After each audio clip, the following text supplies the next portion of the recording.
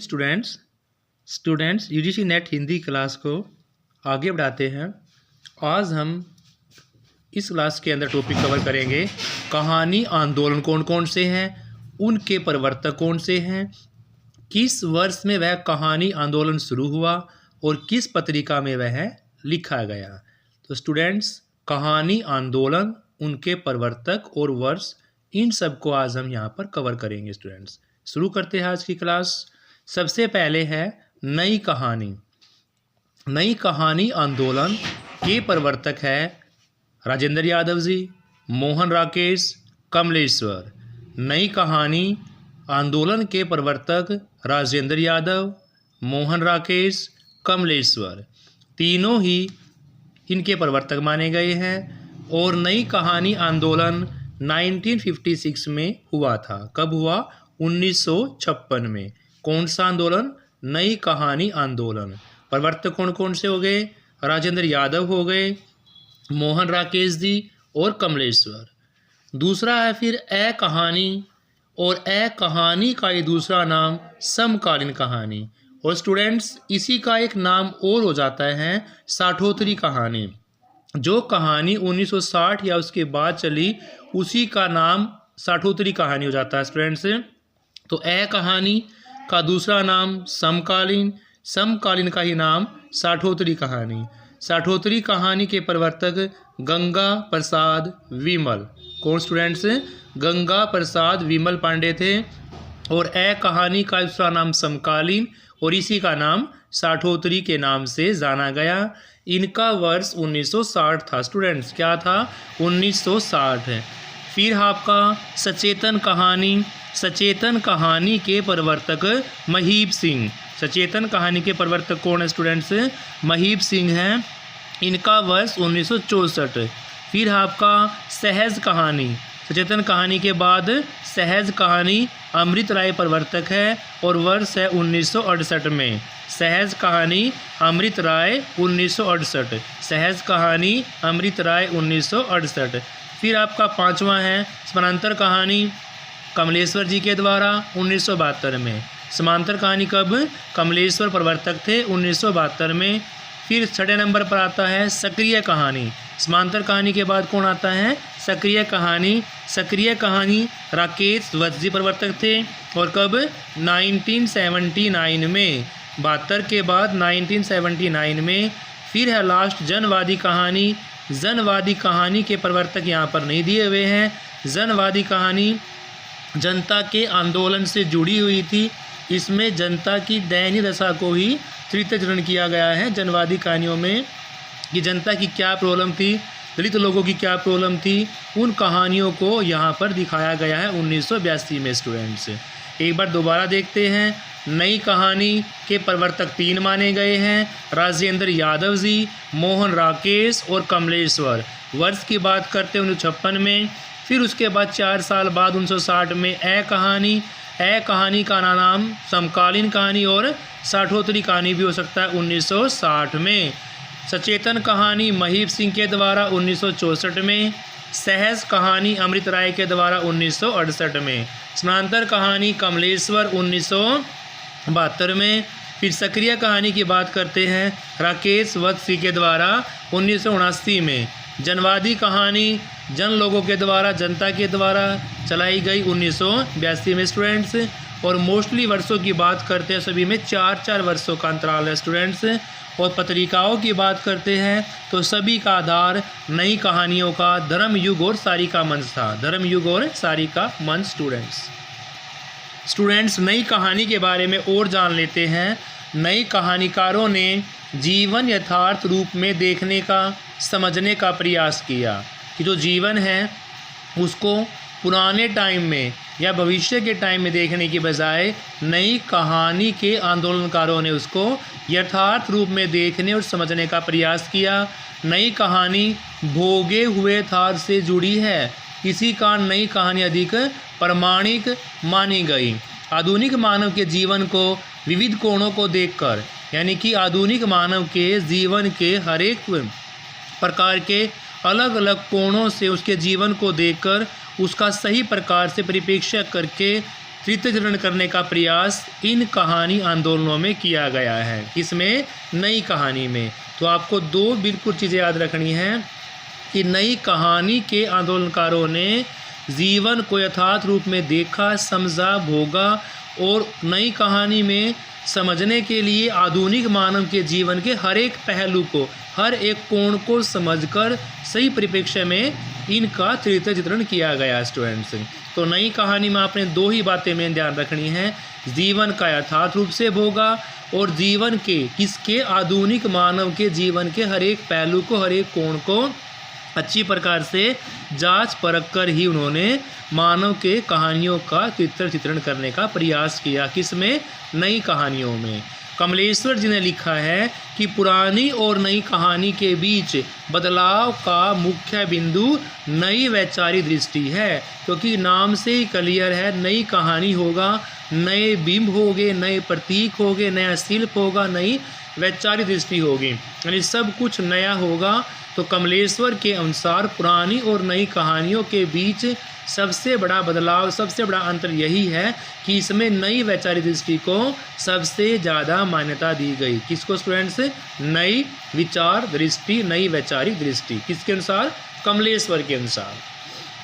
फिर है डॉक्टर गणपति जी के अनुसार नई कहानी का सबसे बड़ी विशेषता ये है कथा का हास और नया कहानीकार कथानक को महत्व नहीं देता।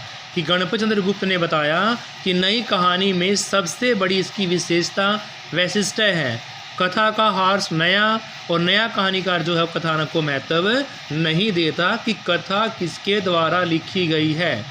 फिर दूसरा आपका स्टूडेंट सचेतन कहानी। सचेतन कहानी मैंने आपको बताया ही था कि सचेतन कहानी महीप सिंह के द्वारा चलाई गई थी। महीप सिंह 1964 के आसपास, सचेतन कहानी 1964 के आसपास महीप सिंह के द्वारा इसका परिवर्तन किया गया। सचेतन कहानी में वैचारिकता को विशेष महत्व दिया गया। किसको?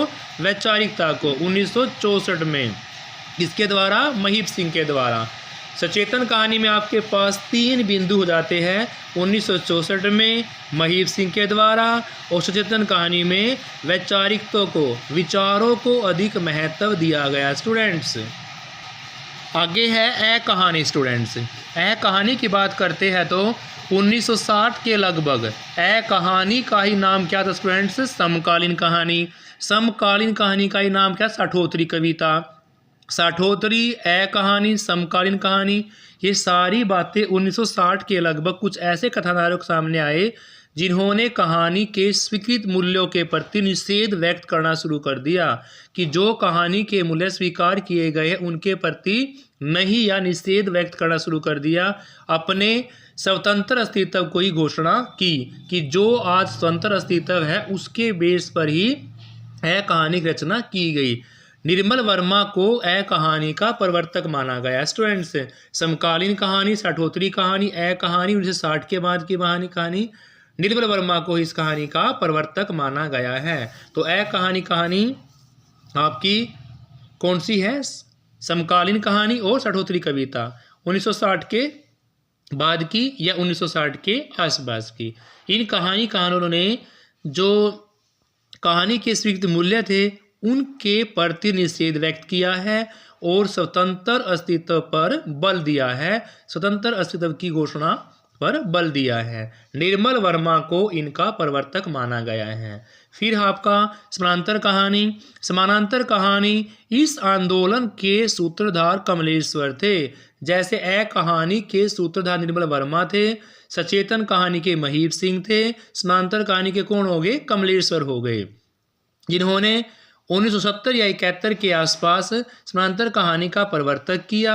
इस प्रकार की कहानियों में निम्न वर्गीय समाज की स्थिति, उनकी विषमता, उनकी समस्याओं का चरित्र चित्रण खुलकर किया गया है। किसमें? समानांतर कहानी में जो 1970-71 के आसपास चली, उनमें जो निम्न वर्ग है उनकी स्थिति, उनकी विषमता, उनका समाज में चरित्र कैसा है, इन सारी बातों पर खुलकर यहाँ पर स्पष्टीकरण दिया गया। सारिका पत्रिका में इस प्रकार की कहानियों का एक आंदोलन खड़ा किया है। किस प्रकार की पत्रिका में स्टूडेंट्स? सारिका पत्रिका में। किसका? समांतर कहानी का। सारिका पत्रिका में कहानियों का एक आंदोलन खड़ा किया। यानी स्टूडेंट्स समांतर कहानी की बात करते हैं तो इस कहानी के प्रवर्तक कौन माने गए हैं? कमलेश्वर जी माने गए हैं। और इनका प्रकाशन वर्ष या इन कहानियों का आंदोलन 1971 के आसपास चला। और इन कहानियों में निम्न वर्गीय समाज की स्थिति, उनकी क्या क्या विषमताएं हैं, उनकी क्या क्या समस्याएं हैं, इन सभी का खुलकर चित्रण किया गया है स्टूडेंट्स। और पत्रिका की बातें करते हैं तो कौन सी है? सारिका पत्रिका है। फिर आता आपका साठोतरी कहानी। साठोतरी कहानी को गंगा प्रसाद विमल ने शुरू किया। साठोतरी कहानी को गंगा प्रसाद विमल ने शुरू किया। प्रारंभ में समकालीन कहानी के नाम से ही साठोतरी कहानी जानी जाती थी, लेकिन जल्दी ही कहानी की व्याख्या करना भी उन्हें आरंभ कर दिया स्टूडेंट्स। यानी साठोतरी कविता को ही हम, साठोतरी कहानी को ही हम समकालीन कहानी के नाम से जानते थे। किसके अनुसार? गंगा प्रसाद विमल के अनुसार। लेकिन जल्दी ही कहानी की व्याख्या करना भी इनके द्वारा शुरू कर दिया गया। आगे है, गंगा प्रसाद विमल ने लिखा है कि कहानी किसी तरह के मूल्यों की रक्षा करती हुई या आधार रखती हुई नहीं चलती। इसके लिए पुराने मूल्य का टूटना कोई महत्वपूर्ण बात नहीं है। कि नई कहानी के लिए पुराने मूल्यों का टूटना कोई अलग बात नहीं है, क्योंकि पुराने मूल्य टूटकर ही नई कहानी का आंदोलन शुरू होगा। तो गंगा प्रसाद विमल जी लिखते हैं कि कहानी किसी तरह के मूल्यों की रक्षा करती हुई या किसी चीज़ को आधार रखती हुई नहीं चलती। इसके लिए पुराने मूल्यों का टूटना कोई महत्वपूर्ण बात नहीं है, क्योंकि अगर नए मूल्य का प्रयोग किया जाएगा, नए मूल्य बनाए जाएंगे, तो पुराने मूल्यों का टूटना एक साधारण सी बात है स्टूडेंट्स। फिर आगे हम पढ़ते हैं, 1960 के बाद कहानी मानव विश्वास की कहानी नहीं है। यानी 1960 के बाद की कहानी पर मानव विश्वास नहीं कर सकता, अपितु वह मनुष्य मस्तिष्क के भविष्य या मनुष्य के मस्तिष्क के भीषण संकट बोध की यथार्थ प्रतीति की कहानी है, जो मानव पीड़न को इसलिए व्यक्त नहीं करती कि वह कोई प्रदर्शनीय प्रसंग, अपितु वह यथार्थ का बोध करती है। यानी 1960 के बाद की कहानी मानव विश्वास की कहानी नहीं है, वह मानव के यथार्थ का बोध करती है। वह मानव के जीवन का खुलकर इसलिए जो वर्णन है वह व्यक्त नहीं करती कि कोई प्रदर्शनी नहीं लगा रखी है, अपितु वह यथार्थ का बोध ज़्यादा करवाती है। डॉक्टर महीप सिंह के अकॉर्डिंग आधार पत्रिका के सचेतन कहानी विशेषांक से सचेतन कहानी आंदोलन का आरंभ माना जाता है। यानी कि सचेतन कहानी के प्रवर्तक डॉक्टर महीप सिंह माने गए हैं। कौन माने गए हैं?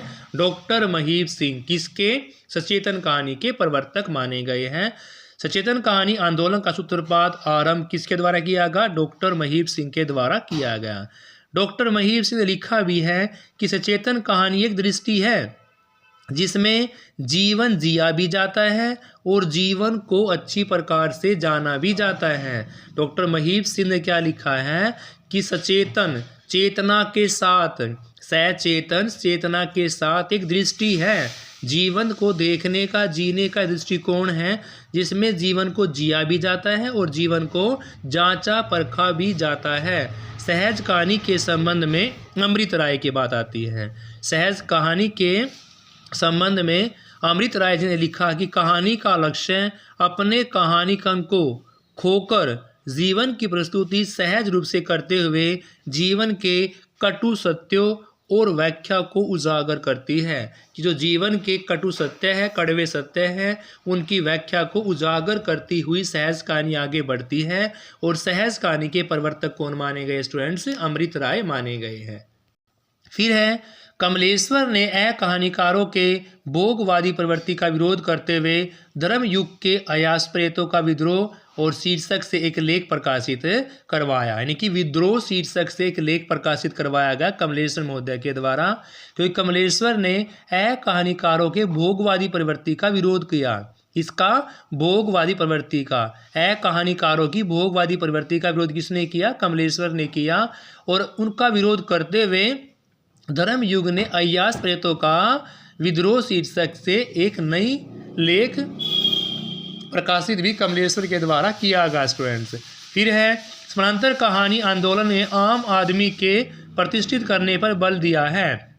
आम आदमी के जीवन चित्रण, आम आदमी की कहानी को प्रतिष्ठित करने पर सबसे ज़्यादा बल दिया गया समांतर कहानी में। समांतर कहानी आंदोलन में आम आदमी को प्रतिष्ठित करने पर ज़्यादा बल दिया गया। समांतर कहानी आंदोलन का सूत्रपात सारिका पत्रिका के माध्यम से किया गया है। ये क्वेश्चन भी इम्पोर्टेंट हो जाता है कि समांतर कहानी आंदोलन का सूत्रपात किस पत्रिका के माध्यम से किया गया, तो सारिका पत्रिका के माध्यम से किया गया बच्चों। राकेश वत्स ने मंच पत्रिका द्वारा सक्रिय कहानी का प्रवर्तन किया। अगर क्वेश्चन ये आता है कि सक्रिय कहानी का प्रवर्तन कौन माना जाता है, तो वो आपके राकेश वत्स ने मंच पत्रिका का नाम क्या है, मंच पत्रिका के द्वारा सक्रिय कहानी का प्रवर्तन किया। राकेश वत्स ने लिखा है कि सक्रिय कहानी का सीधा और स्पष्ट मतलब है कि चेतनात्मक ऊर्जा और जीवंतता की कहानी। यानी कि राकेश महोदय ने सक्रिय कहानी के विषय में लिखा है कि सक्रिय कहानी का सीधा और स्पष्ट मतलब यह है कि चेतनात्मक ऊर्जा और जीवंतता के साथ लिखी गई कहानी किस में आएगी, सक्रिय कहानी में आएगी। और ये किसके द्वारा बताया गया है, ये बताया गया राकेश वत्स के द्वारा स्टूडेंट्स। फिर आपकी लास्ट जनवादी कहानी आंदोलन का सूत्रपात दिल्ली में कहाँ पर हुआ स्टूडेंट्स, दिल्ली में जनवादी लेखक संघ के प्रथम राष्ट्रीय अधिवेशन के साथ किया गया। किसका, जनवादी कहानी आंदोलन का सूत्रपात दिल्ली में जनवादी लेखकों के संघ के द्वारा प्रथम राष्ट्रीय अधिवेशन के साथ किया गया।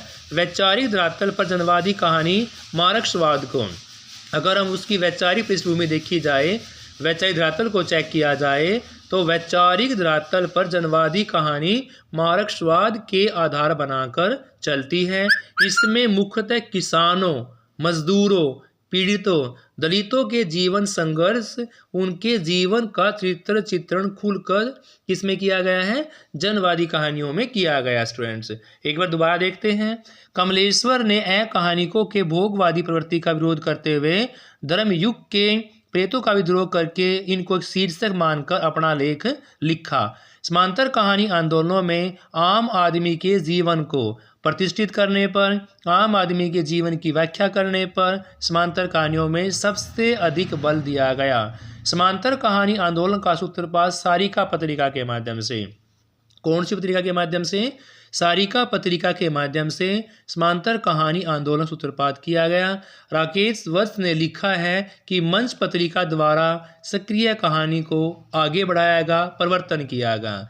राकेश वत्स ने लिखा कि सक्रिय कहानी का सीधा और स्पष्ट मतलब यह है कि चेतनात्मक ऊर्जा और जीवंतता के साथ लिखी गई कहानी सक्रिय कहानी में आएगी स्टूडेंट्स। और इस युग की लास्ट कहानी है आपकी जनवादी कहानी। जनवादी कहानी आंदोलन का सूत्रपात दिल्ली में जनवादी लेखक संघ के प्रथम राष्ट्रीय अधिवेशन के साथ ही शुरू होता है।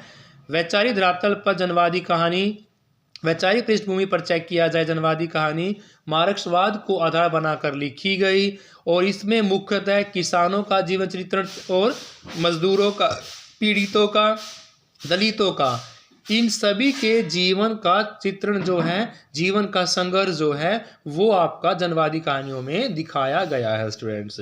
तो स्टूडेंट जितनी भी आपकी कहानी थी वो आपकी 1954 से लेकर नई कहानी से और 1900 कब तक, 82 तक, ये आपका आंदोलन सूत्रपात सारे हो चुके हैं। Thank you students, have a nice day. Please class को लाइक से अवश्य करें। Thank you students.